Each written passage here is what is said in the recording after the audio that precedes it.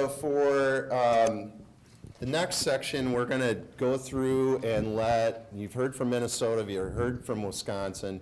We're going to let North Dakota, South Dakota, and Iowa give updates. And so first up, we'll let Richard from North Dakota talk about their experience. Thanks, Tony. As he explained, my name is Richard Weisz. I'm with the North Dakota Department of Agriculture. I'm the noxious weeds specialist. I've been in the position for a year, pretty much getting close to today. I've been with the department for 5 years. In my first year of being a noxious weed specialist, it's been an exciting role. With Palmer definitely coming into North Dakota for the first time, we've been busy. And so I'll just speak to you on what it's been like in North Dakota dealing with Palmer. The picture, this is one of the second field that we found in McIntosh was a Palmer plant. But anyways, 2018, as I said earlier, is the first time that we found it, last year. McIntosh was our first county, and following at the end of the seasons, we had a total of 5 counties with confirmed Palmer. And we did send samples off to get tested, so they were confirmed Palmers that we did find. Some fields, there'd be 10 or less plants, like the first field that we found, there was about 5. The second field, which is this one, 100 plants per field and more.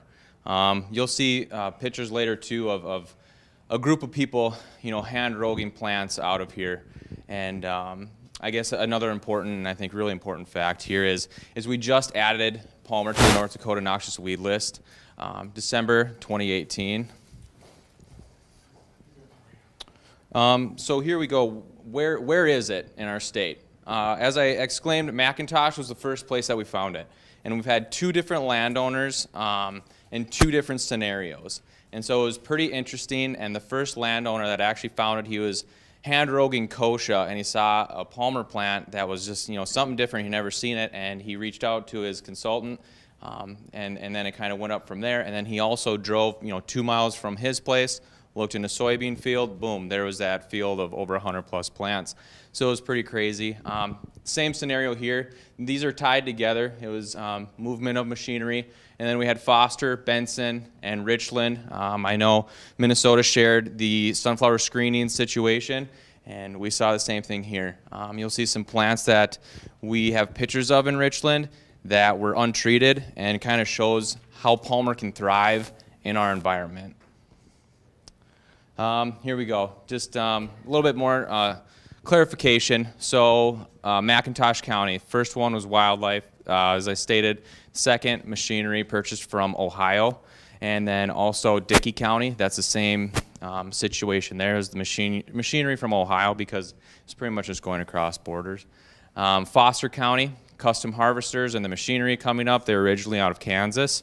And Benson County, believed to be along the railroad where cars may have cleaned out. And then finally, Richland, the sunflower screenings for the livestock feed. And so our situation is different from Minnesota's. A lot of ours is in crop, kind of like Wisconsin. And we didn't really see those CRP plantings and things like that. It was more different pathways than Minnesota, and pretty similar to Wisconsin.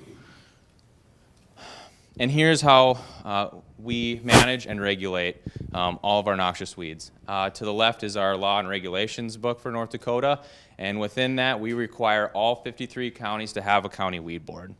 And with that, each county weed board is in charge of managing and regulating the control of noxious weeds as described in law.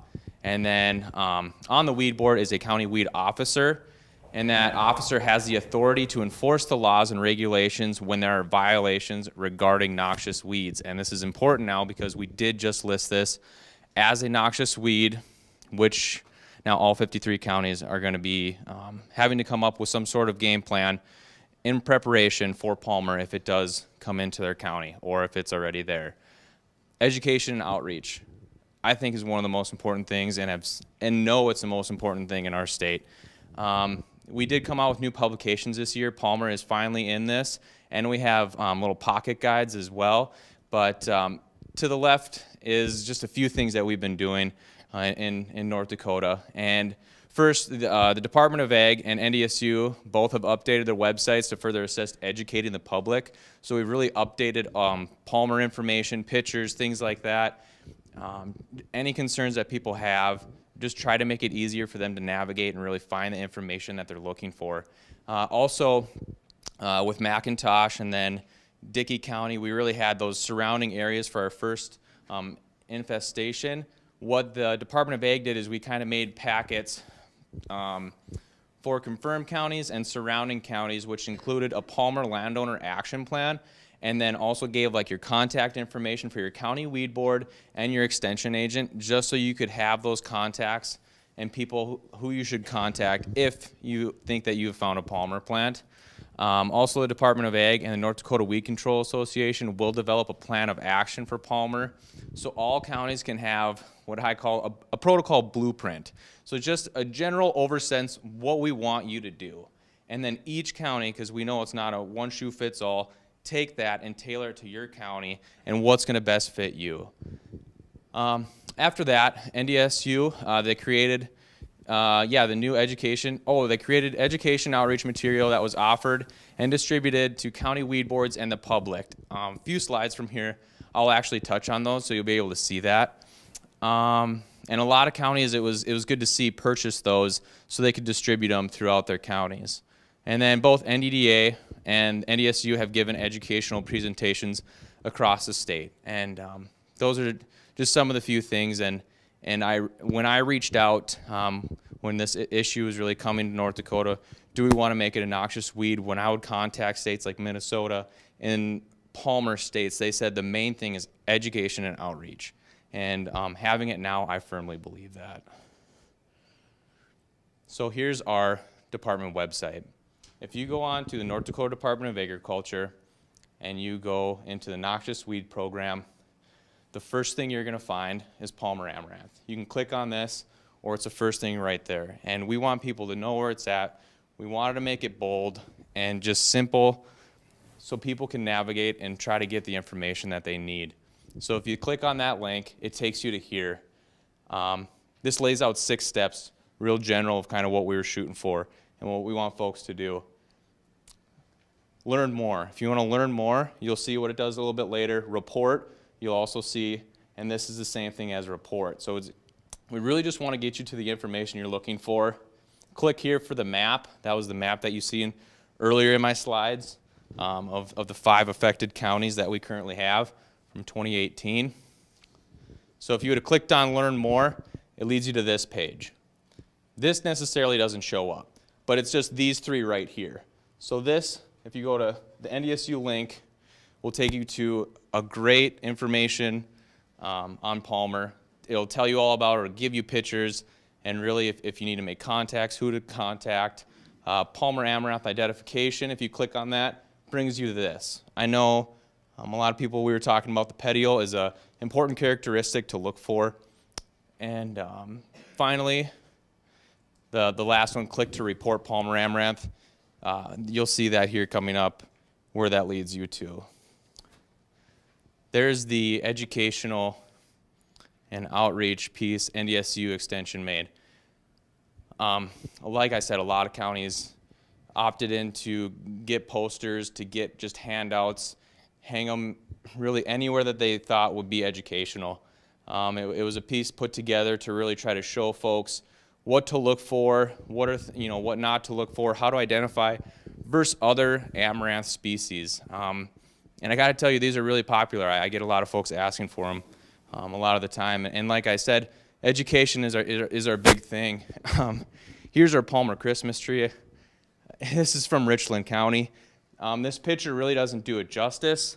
It covers 4 30-inch rows. It's 10 feet wide, 9 feet tall. This thing's just massive. They had to debranch it to take it out. This was from the sunflower screenings in Richland County.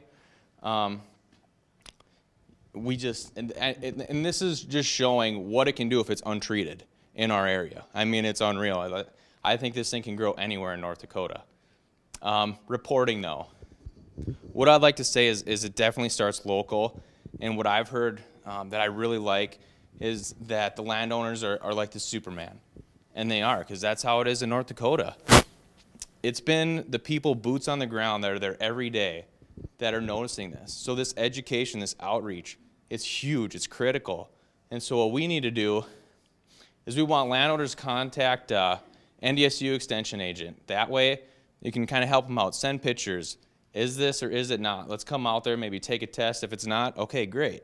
We can move on. If it is, okay, then we'll bring our county weed board in and we can kind of go from there on how we really want to manage it. And then also, myself, the department specialist, or through our website, contact us that way. There's no set way that's the right way to do it. As long as you're just contacting somebody and you're trying to get that word out and you want to know if this is Palmer or not, that's all I care about. And so that's kind of in a general sense what we like folks to do. You know, start out local, but if you want to come to me or kind of switch it up, totally fine.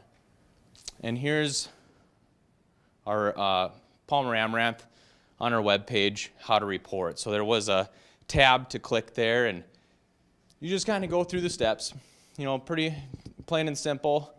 Where are you at? What's your name? Phone number, email, any notes that you'd like us to do, update a photo, and then just type in your image here so we know you're not a robot. And I'll say, I don't think I got too many of these. It's the old school email or just call, hey, I think I got something.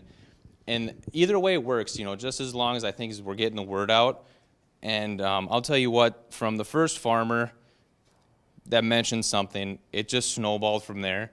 And I couldn't be happier because it's getting that word out and it's getting people comfortable with coming out and saying, hey, I might have it. Because I know that's a huge issue. Like the first guy we said, he's like, I don't want a lot of people to know. And I completely understand and I feel for him. But him doing that really helped the whole state. And so I just kind of want that to keep that movement going. In that picture again, it's all of us. There's maybe 10, 15 people, 140 acre soybean field. We pulled over 100 Palmer plants, and we're really just trying to do anything that we can. And I think the main thing that I want to say here is how everybody came together. This was neighbors that were concerned. We had to turn people off because people were like, hey, what can we do to help? And it was phenomenal. And so there's been a deep concern now that it's finally here. But with that, there has been great support from the producers and agricultural groups, which I can't commend them enough. And before and after Palmer was listed, Noxious, North Dakota has been taking a zero tolerance approach because we need to. That's simply it. We need to. I think that one of the biggest things, like I've been trying to stress too, collaboration between all groups, agencies, and landowners is key for our fight against Palmer. And that's just the way it is. So there's the delimbed Christmas tree along with a few others. Most of them are 6 to 8 feet in height. They finally dissed that field down because there was just so much in there. And we do go back and do a 3 to 5 year check to make sure that nothing's going to be there. But obviously, since last year was our first year, we don't have too much data there. Up above is my contact information if you guys would like that. And then also a little bit below, that's our department website. And if you guys need any of this, just get a hold of me after. I can sure get you that. And this was the base of the Christmas tree. I mean, it was unreal. So I also just want to say too is if you have any state seed department is here. So if you have any seed questions regarding Palmer, Jason will definitely be able to answer those later, and I'm sure when we do the panel. So with that, I'd just like to wrap up and say thanks again, and hope we can get some stuff done.